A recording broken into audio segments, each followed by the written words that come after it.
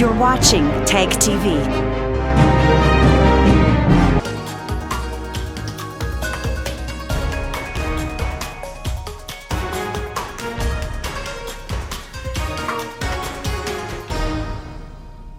Hello viewers, I'm your host Uzma Jaffrey with another episode of South Asia Focus. Let's begin today's show with Sri Lanka, where the government has imposed a 10-day emergency to stop the spread of communal violence following clashes between majority Buddhists and members of minority Muslim community. A report.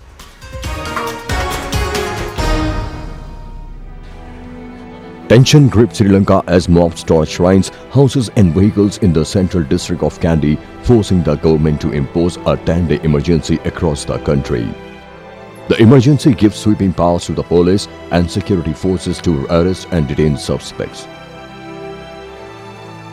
එම ප්‍රචණ්ඩකාරී ක්‍රියා සිදු කළ සිදුවීම් පිළිබඳව මා සම්පූර්ණයෙන් ඒ සිදුවීම් හෙලා දකිනවා. ඒ හෙලා දකිනවා වගේම මෙවැනි සිදුවීම් වලට මුල් වූ කුමන හෝ පාර්ශවයක පුද්ගලයන් සංවිධාන කණ්ඩායම් ඒ සියල්ලටම විරුද්ධව දැඩි ලෙස නීතිමය වශයෙන් ක්‍රියා කළ යුතු බව මා පොලිසියට උපදෙස් දී තිබෙනවා.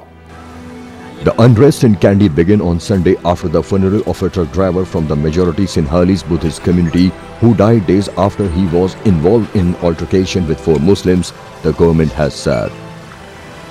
It was not clear why the initial altercation occurred, but after the driver's funeral, a Sinhalese mob attacked Muslim shops, police said. The body of a Muslim youth was found in a burnt house next day. All accused involved in beating and killing of the truck driver have been arrested. Tension has been growing between the two communities in Sri Lanka over the past year, with some hardline Buddhist groups accusing Muslims of forcing people to convert to Islam and vandalizing Buddhist archaeological sites. Some Buddhist nationalists have also protested against the presence in Sri Lanka of Muslim Rohingya asylum seekers from mostly Buddhist Myanmar, where Buddhist nationalism has also been on the rise. Right-wing hardliners and Buddhist nationalists are also disappointed with the growing number of refugees pouring in Sri Lanka. We have Ms. Priti Patnaik, a research fellow and an expert on South Asia, with us to talk more on the issue. Ms. Patnaik, give us an insight into the development of this hostility between Sinhalese and Muslims in an otherwise peaceful country, Sri Lanka. I think, the current violence which one is witnessing in Sri Lanka is not new. Just after the end of the war in 2009 and around 2011 and 2012, you saw the growth of a phenomena called the Bodu Balasena, which is basically, the contains most of the Sinhala extremist elements who actually flourished after Rajapaksa's extreme Sinhala nationalism, which we promoted after the end of the war. So this particular group has been behind many of the attacks which happened in 2013 on the Muslims, especially in the eastern district of Sri Lanka, including some of the attack which happened on the business interest of some of the Muslim businessmen over the issue of this like for example the business house of Fashion Bug was attacked by the BBS in 2013. So this is a phenomena which is not new, and I attribute the rise of this extremism to especially the rise of Sinhala nationalism in the aftermath of the war against the Tamil in 2009. Thank you, Ms. Patnaik. Moving on to India, which has seen an unprecedented rise in its reputation at global stage in recent times owing to its unrelenting and inclusive foreign policy. It has not only balanced and bolstered its ties with major economic powers, but has also shown a keen interest in developing its relations with its smaller neighbors. Recently, New Delhi hosted Vietnamese President Tan Dai Quang in the line of India's growing engagements with Southeast Asian nations. A report.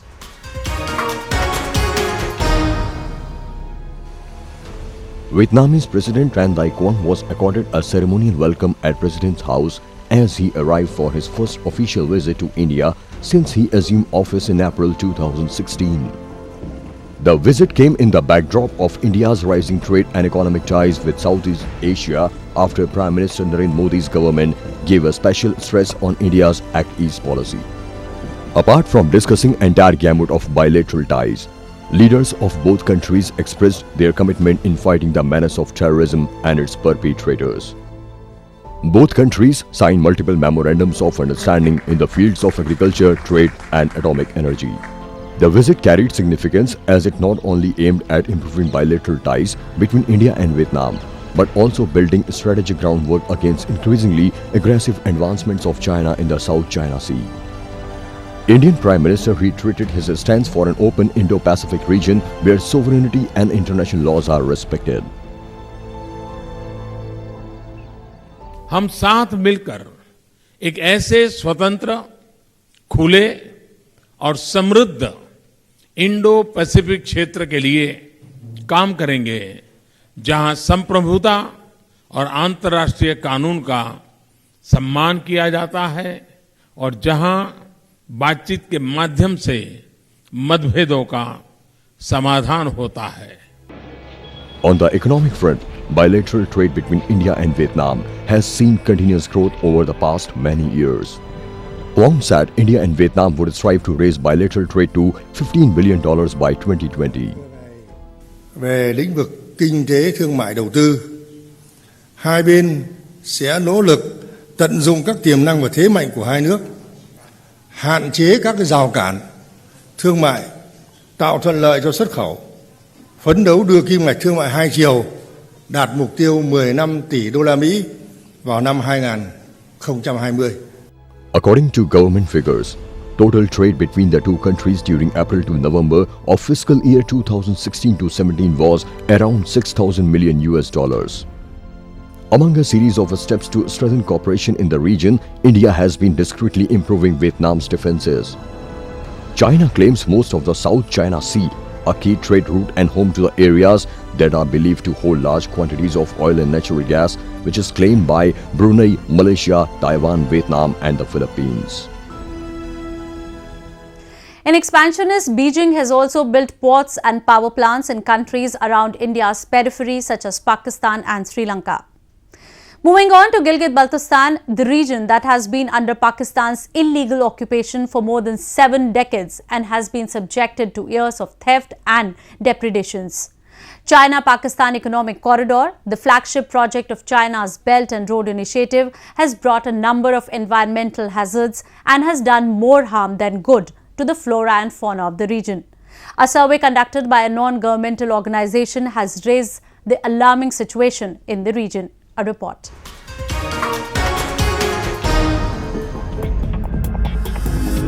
"36 glacial lakes in various valleys of Gilgit-Baltistan have been declared dangerous. At least 7 of them pose a major threat to the people," said a survey by Focus Pakistan, an NGO. After conducting the survey, experts attending a seminar in Islamabad said Gilgit-Baltistan is highly vulnerable to climate change. The surge of the Khurdopin Glacier in Shimshal Valley, Hunza, and the formation of a lake has emerged as a major cause of concern for geologists and local residents. ये जो खुंदपिन glacier जो है इसने आके पहाड़ के साथ आके टच किया, जिसकी वजह से पीछे छोटा सा लेक बना हुआ है. अब वो लेक जो है इस टाइम पे फ्रीज है. जब ये लेक मार्च ऑनवर्ड, अगर ये जब पानी नीचे आ जाएगा, जब बर्फ़ जो है ना पिघल जाएगा, तो इम्कानात ये है कि पानी नीचे ज़्यादा भी हो सकता है और कम भी हो सकता है. इसमें ज़्यादा डैमेजेस का मेरे ख्याल में इंशाल्लाह नहीं होगा, लेकिन जो फुट ब्रिजेस है वो डैमेज हो सकते हैं. और शमशाल वैली चूँकि बिल्कुल ही एक नैरो वैली है, वहाँ का रोड जो है ना इससे मुतासिर हो सकता है. Officials from Gilgit-Baltistan Disaster Management Authority who were present during the seminar are seeking help to install an alarming device to protect villagers during any disaster. We are expecting कि हम ग्रुप ऑफ जियोलॉजिस्ट और experts जो है ना NDMA से भी हम invite करेंगे और वो आके उस झील का मुआयना करेंगे और अपनी रिकमेंडेशंस भी देंगे. जहाँ तक ताल्लुक़ है अर्ली वार्निंग सिस्टम का, तो इंशाल्लाह ये अभी अप्रूवल स्टेज पे है। करीब हम इंटरनेशनल लेवल पे हम इसको एक अर्ली वार्निंग सिस्टम लेकर आएंगे और वहाँ पे इंस्टॉल करेंगे। इन केस अगर लेक आउटबर्स्ट हो भी जाता है तो हमें एडिक्वेट अर्ली वार्निंग मिले, ताकि हम जो है ना गाँव वालों को बता सकें और गाँव वाले अपने लिए कुछ एहतियाती तदाबीर कर सकें। Gilgit-Baltistan has been facing several environmental threats since the launch of China-Pakistan Economic Corridor (CPEC), a multi-billion-dollar infrastructure and development-related project. Cutting of jungles, mountains and increase in heavy vehicular movement in the region poses a serious threat to glaciers. Gilgit-Baltistan is a part of the erstwhile princely state of Jammu and Kashmir and is under the occupation of Pakistan since 1947, and ever since then, Pakistan has been misruling the region. The influx of China in Gilgit-Baltistan has added to the woes of the local people.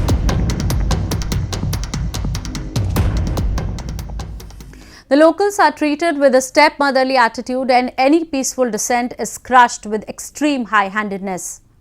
Moving on to Nepal, where Pakistani Prime Minister Shahid Khaqan Abbasi congratulated KP Sharma Oli after he became the Prime Minister of the Himalayan nation.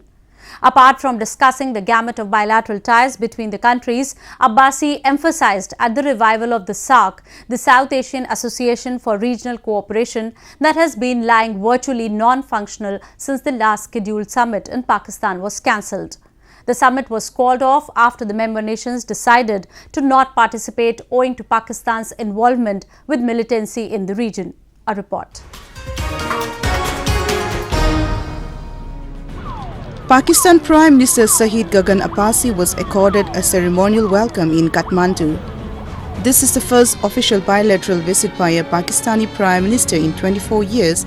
Earlier, Nawaz Sharif had visited Nepal in 2014 for the SAARC summit. He is the first foreign leader to visit the Himalayan nation after Prime Minister KP Sharma Oli assumed office. He is the first foreign leader to visit the Himalayan nation after Prime Minister KP Sharma Oli assumed office. The visit assumes significance as it comes at a time when China, which has made huge investments in Pakistan in building China-Pakistan Economic Corridor, has been trying to make inroads into the Himalayan nation too after a left-leaning party has come to power in the centre. He held talks with both Prime Minister and former Prime Minister Pushpa Kamal Dahal and discussed a range of issues pertaining to the mutual interests of both the countries. He also asserted on the need for the revival of a strong SAARC, which has not held any summit since 2014. Nepal had presided over the 18th SAARC conference in 2014, and the next conference was to be chaired by Pakistan. But the summit in Pakistan had to be cancelled after most member nations pulled out amid terror attack threats. A discourse would be initiated after the visit that SAARC process move forward, because from the very outset of SAARC formation in 1985, Nepal has been a strong supporter of SAARC process, and Nepal has already hosted 3 SAARC summits in Nepal, and it's still its share, and Nepal is a strong supporter of SAARC. And if this visit, once this visit happens, I guess there would be a positive ambience towards moving ahead under the umbrella of SAARC.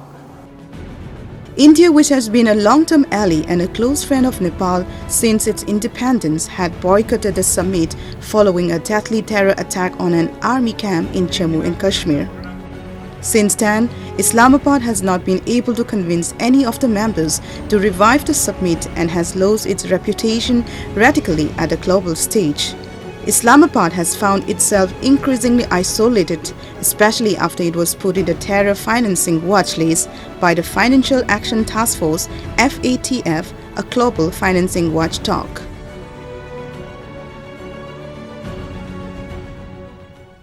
Nepal doesn't share a strong bond with Pakistan. However, both China and Pakistan have been trying to leverage and consolidate on the slightly off-the-track relations between India and Nepal. Moving on to Bangladesh, where the situation of the thousands of Rohingya refugees still remains grim. United Nations has accused Myanmar of still killing people and forcing them to leave their homes. It says that there are low-intensity attacks being carried out by military and local militias. A report. More than 6 months after a counter-offensive aimed at rooting out insurgents in the Rakhine state of Myanmar drove 700,000 people to Cox's Bazar in Bangladesh, the sprawling camps are still receiving a large number of Rohingya refugees. United Nations has said that the atrocities and human rights violations are still prevailing in the region at an alarming rate. Andrew Gilmore, the UN Assistant Secretary General for Human Rights who met the people of the violence-hit region recently, called Myanmar as ethnic cleansers. Today I had a set of interviews of people who have just arrived, who have just crossed the Myanmar border. And I have to say that the stories they recount are truly harrowing, and there's a real consistent nature of the atrocities that they still suffer. United Nations says that it was horrified to know from the victims that there were widespread mass killings, rape, torture and abductions and other atrocities being perpetrated by the security and other local militias. Earlier repatriation deal was signed with the Myanmar authorities, as per which the Rohingyas were to be sent back to their hometowns through a systematic and peaceful process. However, no tangible difference has been seen on the ground. Nobody wants to reward the ethnic cleansers on the Myanmar side who have driven them out. But at the same time, one cannot force people to go back into what could well be certain death. What is going on at the moment? Not only are there still killings, are there still rapes on a large scale, not only are they driving people out with force and threats, but also there is it seems, almost systematic attempt to destroy their future livelihoods. Meanwhile, Zaid Rad Al Hussein, while making his speech to the Human Rights Council in Geneva, described Myanmar's military operations against Rohingyas as possible acts of genocide. This council is aware that my office has strong suspicions that acts of genocide may have taken place in Rakhine State since August. I am therefore not surprised by reports that Rohingya villages, which were attacked in recent years and alleged mass graves of the victims, are being bulldozed. This appears to be a deliberate attempt by the authorities to destroy potential evidence of international crimes. I have also received reports of the appropriation of land inhabited by Rohingya and their replacement by members of other ethnic groups. The humanitarian crisis continues to worsen as more than 700,000 people have changed their lands and territories amid rising fear and with no solution in immediate sight. The future of these beleaguered people looks bleak and terrifying. Words of condolences for these people have poured in from around the world, but none of it has changed in concrete action which could help these victims. Moving on to India, a land of diversity where people belonging to different cultures, ethnicities and faiths have cohabitated peacefully since time immemorial. Each festival witnesses a similar grandeur and fervour, and people participate in each festival with an equal enthusiasm. Today we take you to Arunachal Pradesh, a northeastern state of the country, where the onset of spring heralds a number of agricultural festivals celebrated by locals and visitors with great sense of gusto and enthusiasm. A report.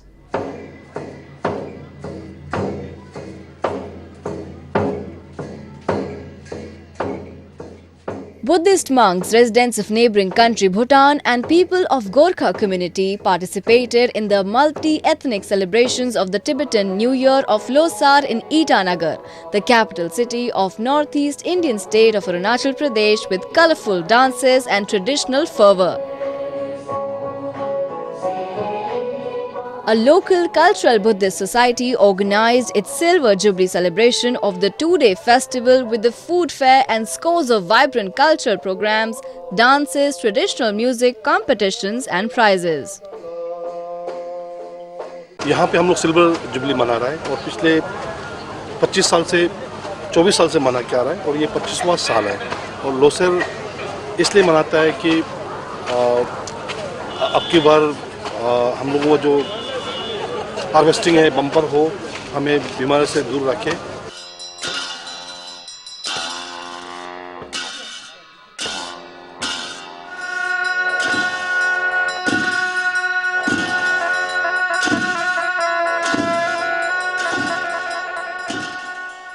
Losar has its origin in the 15th century and is celebrated according to the Tibetan calendar for 3 days. It is regarded as the most important socio-religious event for the people of Tibet, where devotees make offerings to gods and send out message of peace, love and harmony. The rich traditions and colorful lifestyle of the people in the Himalayan state of Arunachal Pradesh attracts many tourists from across the globe.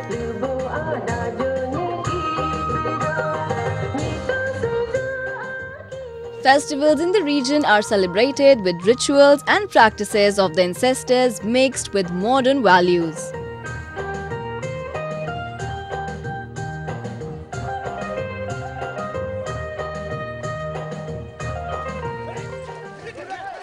Marking the commemoration of its 50th years of official recognition, the Golden Jubilee Nyokum Yulo 2018 festival, one of the biggest socio-agricultural festivals of the Nishi community of Arunachal Pradesh, was celebrated with huge merriment in the Talo village of the state. Nishi tribe, a Tibeto-monogloid race and one of the largest ethnic groups in the state, are known for their active bravery and sense of unity since time immemorial.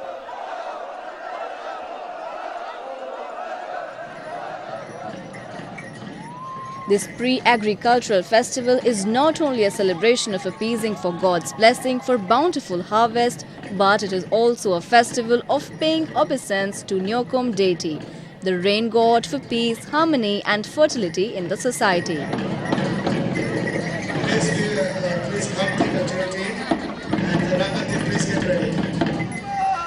During the cultural event, demonstrations of traditional hunting, fishing practice, swaladanam or traditional zipline and traditional sports were some of the attractions of the festival.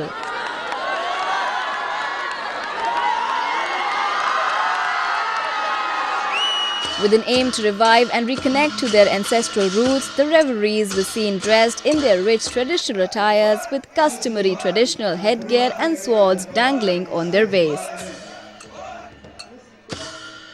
Beating of drums and sounds of other indigenous instruments and cultural dances from various communities including Monpas, Galos and Kamptis pumped up the spirit of celebration and awestruck the visitors.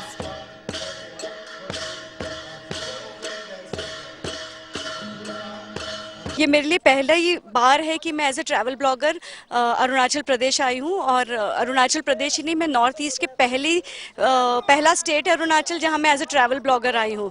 तो मेरे लिए सारा experience बहुत अलग है और मुझे बहुत अच्छा लग रहा है कि हर एक चीज़, सबसे ज़्यादा तो मैं बोलना चाहूँगी कि हर जगह कैसे इकोलॉजिकली बहुत कॉन्शियस होकर स्टेप्स लिए गए हैं। कहीं प्लास्टिक नहीं है, हम जहाँ लॉन्ग हाउस में रुक रहे हैं वो भी बिल्कुल बैम्बू से बना हुआ है। तो और हर एक छोटी छोटी रिचुअल्स और ट्रेडिशंस को फॉलो किया जा रहा है। तो मेरे लिए बहुत अच्छा एक्सपीरियंस रहा और मुझे लगता है अरुणाचल के लोग बहुत अच्छे होस्ट हैं, हमको इतने प्यार से रखा है और जिससे पूछो वो बहुत खुशी खुशी और अच्छे से समझाता है कि क्या है, क्या होगा। As part of the celebrations, shaman recited age-old hymns, folklores and exotic cuisine of the community adds to the taste of the festival. The festival encompasses the lifestyle of the ancient community and its rich traditions, and henceforth such platform enriches the community both culturally and socially. The northeastern India carries a blend of exuberance and simplicity that attracts thousands of visitors from across the country. With that, we come to the end of this week's episode. See you next week. Take care and goodbye.